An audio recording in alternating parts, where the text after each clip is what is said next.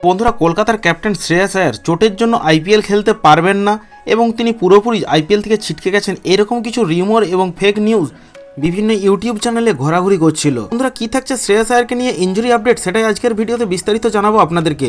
তাই ভিডিওটি সম্পূর্ণ শেষ পর্যন্ত দেখবেন এবং কেকেআর একজন ট্রুলি ভক্ত হয়ে থাকলে চ্যানেলটিকে সাবস্ক্রাইব করে রাখবেন কেকেআর নিত্য নতুন আপডেট সবার আগে পাওয়ার জন্য। বন্ধুরা, ইংল্যান্ডের বিরুদ্ধে দ্বিতীয় টেস্ট চলাকালীন শ্রেয়াস আয়ার চোট পান, যে কারণে মনে করা হচ্ছিল যে আইপিএল শুরুর প্রথম দিক থেকেই তাকে আর গত বছরের মতো দলে পাওয়া যাবে না এবং এটা একটা কলকাতার জন্য দারুণ দুশ্চিন্তার ভাঁজ পড়ছিল। শ্রেয়াস আয়ার নিজে তিনি জানিয়েছেন যে তার চোট গুরুতর কিছু নয় এবং আইপিএলের প্রথম দিক থেকেই আইপিএল 2024-এ কলকাতা নাইট রাইডার্সের অধিনায়ক হিসেবে দেখা যাবে এবং তিনি সম্পূর্ণ আইপিএল জুড়েই খেলতে পারবেন কলকাতার হয়ে। তার পাশাপাশি গৌতম গম্ভীর তিনিও এটাও জানিয়েছেন যে আইপিএল 2024-এ কলকাতা নাইট রাইডার্সের মেন্টর হিসেবে তাকে পূর্ণ সময়ের জন্য দেখা যেতে চলেছে এবং এটা একটা দারুণ বড় সুখবর হতে চলেছে কলকাতা নাইট রাইডার্স টিমের জন্য এবং কলকাতা নাইট রাইডার্স ফ্যানদের জন্য।